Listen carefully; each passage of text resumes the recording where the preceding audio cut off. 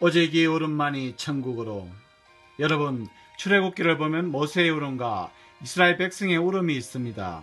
그런데 아십니까? 두 불의 울음이 틀리다는 것을 성경은 증명하고 있습니다. 이스라엘 백성의 울음은 자신들의 이익, 배고픔, 육적인 욕망, 소욕을 채우기 위해 부르짖는다는 것입니다. 어떻게 지금 우리들의 모습과 같은지 말입니다.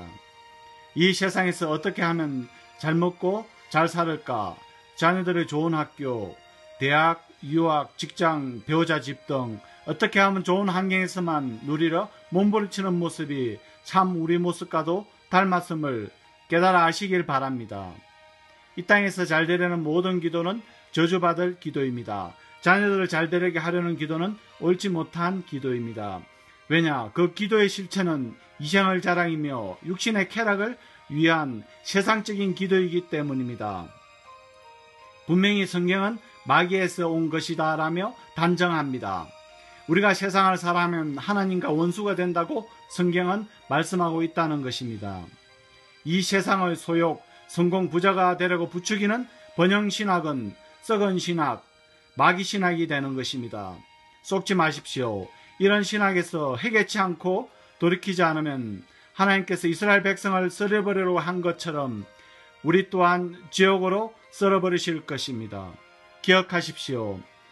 아브라함, 이삭, 야곱의 하나님은 우리들의 하나님이시기 때문입니다.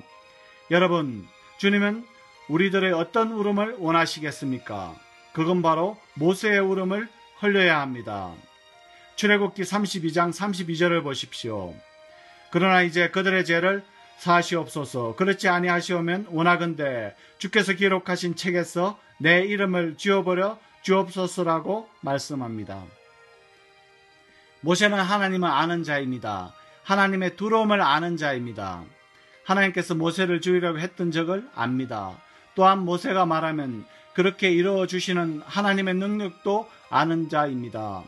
그런데 모세는 백성들의 죄 때문에 자신의 생명을 내던지는 자였습니다. 자신이 죽을 수 있는데 말입니다. 하나님은 모세의 마음이 진실한 것을 아셨습니다. 모세의 조금도 거짓이 없는 그 마음을 알기에 하나님께서 뜻을 돌이켰음을 발견할 수 있습니다. 모세의 울음은 영혼을 위한, 생명을 위한 부르짖음이었습니다. 여러분, 무엇을 말씀하려 합니까? 우리는 얼마나 영혼을 위해 웁니까? 하나님께서 원하시는 신학은 무엇이겠습니까? 애통신학입니다. 오로지 주님 계신 영원한 하늘나라를 소망하고 갈망하며 울어야 될 것입니다.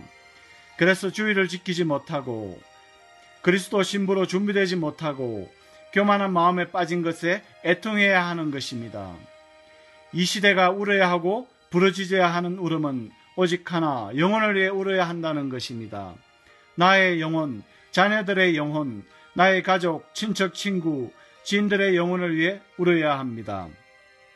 특히 목회자들과 성도들의 영혼을 위해 애통해야 하며 혹 지옥에 가지 않을까 하며 모세가 이스라엘 백성을 위해 생명까지 내놓는 부르짖음을 주님께 드린 것처럼 이 시대 우리들도 우리 각자의 생명을 바치는 몸부림으로 주님께 애통하는 마음의 울음을 호소할 때 주님께서 이런 자들을 진짜 크리스천이라고 하고 참 크리스천이라 하며 사랑하시며 기억하시며 좋아하실 것입니다. 우리 모두 영혼을 위해 우는 자들이 다 되셔서 예수님이 계신 천국에 가시길 간절히 소망합니다.